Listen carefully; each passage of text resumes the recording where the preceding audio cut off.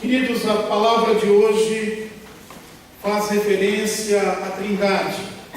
Eu falei para vocês no início do culto, hoje é o dia que nós celebramos a Trindade, um domingo após o dia de Pentecostes.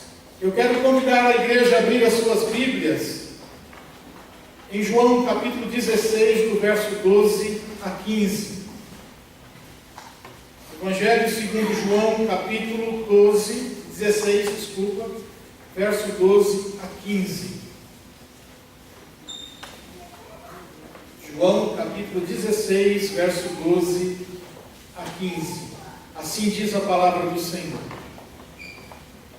Tenho ainda muito que vos dizer, mas vós não podeis suportar agora. E quando vier, porém, o Espírito da verdade, ele vos guiará a toda a verdade, porque não falará por si mesmo, mas dirá tudo o que tiver ouvido, e vos anunciará as coisas que hão de vir. Ele me glorificará, porque há de receber do que é meu, e vou-lo há de anunciar. Tudo quanto o Pai tem é meu, por isso é que vos disse que há de receber do que é meu, e vou-lo há de anunciar. Que o Senhor nos abençoe em nome de Jesus. Amém. Bom, amados, o texto que nós acabamos de ler é um destes textos em que o termo Trindade não aparece, mas em sua essência a Trindade é percebida em todo o teor deste texto de João em que nós acabamos de fazer a leitura. Jesus ainda não havia morrido e o Espírito Santo ainda não havia sido derramado. No entanto, Jesus afirmou que tinha muitas coisas ainda para dizer aos discípulos e não havia dito simplesmente porque os discípulos não estavam preparados para ouvir. O que Jesus demonstrou em sua fala foi uma estreita ligação entre o Pai, o Filho e o Espírito Santo. O Espírito Santo seria derramado sobre os discípulos logo após a morte de Jesus.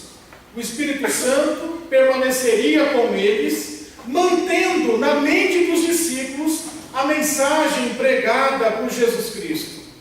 Mas a ação do Espírito Santo, queridos, não seria apenas no sentido de fazer com que os discípulos recordassem a palavra que Jesus havia dito. Inclui também uma atualização. O Espírito Santo faria com que a mensagem que Jesus pregou aos discípulos pudesse ser adaptada a uma nova realidade conforme os fatos vão ocorrendo. O Espírito Santo se encarregaria desta atualização da palavra de Deus. O tempo é curto e Jesus ainda tinha muitas coisas para comunicar aos seus discípulos. Por isso ele mesmo disse: quando vier o Espírito da verdade, ele encaminhará vocês para toda a verdade, dando-nos a entender que o Espírito Santo, quando fosse derramado sobre a vida da igreja, nos faria conhecer mais profundamente tudo o que Jesus havia nos ensinado e que, no momento, os discípulos não estavam preparados para ouvir.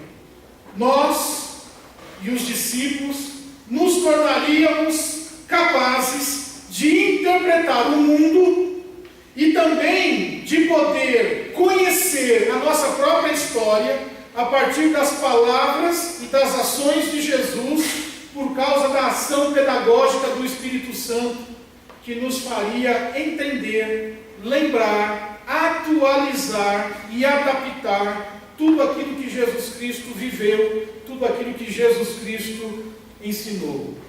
A função do Espírito não é, portanto, a de transmitir novas verdades não explicadas por Jesus. Às vezes nós ouvimos igrejas dizendo uma nova revelação do Espírito Santo, uma nova onda do mover. Queridos, o Espírito Santo não faria isto de nenhuma maneira. o Espírito Santo não iria anunciar outras verdades além daquelas que foram ensinadas por Jesus.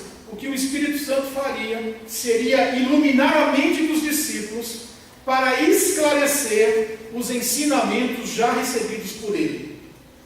O Espírito Santo não ensinaria nada diferente daquilo que Jesus já ensinou, mas ele nos ajudaria a aplicar os ensinamentos de Jesus para aquele momento da nossa vida.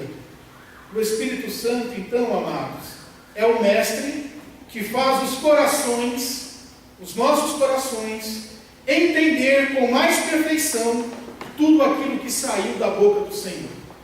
Tudo aquilo que o Senhor falou, e que muitas vezes para nós, na Escritura, é um pouco obscuro, é porque nos falta a iluminação do Espírito Santo, para que a gente possa compreender com perfeição aquilo que saiu da boca do Senhor. Assim como Jesus glorificou o Pai, revelando o Pai aos homens, o Espírito Santo, quando vier, e ele já veio, ele também glorificaria Jesus, porque ele iria revelar Jesus ao coração dos discípulos. E esses discípulos, tendo Jesus Cristo sido revelado ao seu coração, eles também iriam revelar Jesus Cristo ao mundo, através do Espírito Santo, anunciando a palavra de Deus. Olha só, Jesus glorificou o Pai, revelando o Pai aos homens. O Espírito Santo glorificaria Jesus, revelando Jesus aos discípulos e a nós. E por meio de nós, o Espírito iria glorificar o Pai e o Filho em toda a humanidade. Esse é um mistério maravilhoso. Nesses versículos, amados, nós vemos com muita clareza a relação do Pai, do Filho e do Espírito Santo se intercambiando na ação de Deus na história da salvação humana. O Deus que nós acreditamos é o Deus Pai, Filho e Espírito Santo.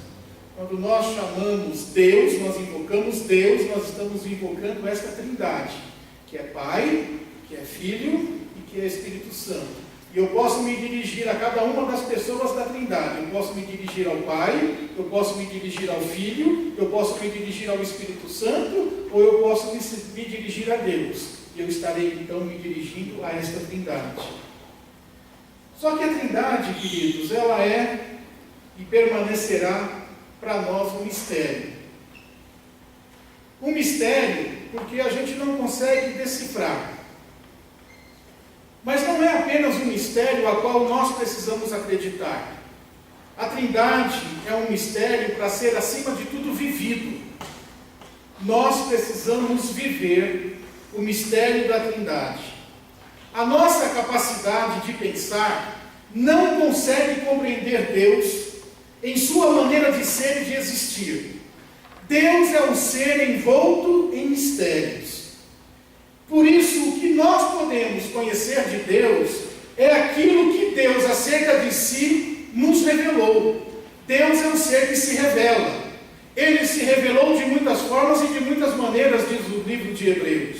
E nos últimos dias, conforme o livro de Hebreus, ele se revelou a nós através de Jesus Cristo. Deus é um ser envolto em mistério, e aquilo que nós conhecemos porque ele se revelou a si mesmo a nós. A Bíblia diz que Deus habita em luz inatingível, e para se dar de conhecer aos homens, é que Deus então faz a revelação de si mesmo.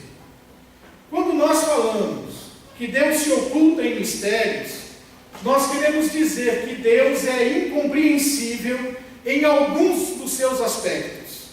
Porém, nos mistérios através dos quais Deus se revelou, porque Deus se revelou através de alguns mistérios, Deus pode ser experimentado, degustado e saboreado.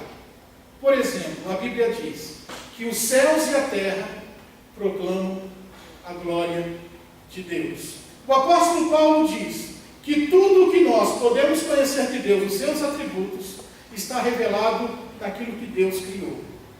Queridos, muita coisa nós não conseguimos compreender acerca de Deus, mas aquilo que nós podemos compreender é para o nosso deleite, é para o nosso desfrute, é para a nossa contemplação, é para a nossa degustação, é para que a gente possa saborear a presença de Deus em nosso meio. A revelação de Deus na história, queridos, ela é progressiva. Deus vai se revelando através do tempo, conforme a história vai se desenrolando. Deus não se revela completamente, mas Deus começa a se revelar de uma forma progressiva, até que em Jesus Cristo nós temos o ápice da revelação de Deus. Tudo o que nós podemos conhecer de Deus está revelado na pessoa de Jesus Cristo, o Verbo eterno que se encarnou. Porque aprouve fazer residir em Jesus toda a plenitude da divindade. Então, tudo que nós podemos conhecer hoje, vivendo nesta nossa condição humana, é o que foi revelado em Jesus. Quando nós chegarmos lá na glória, então todos os mistérios deixarão de ser mistérios.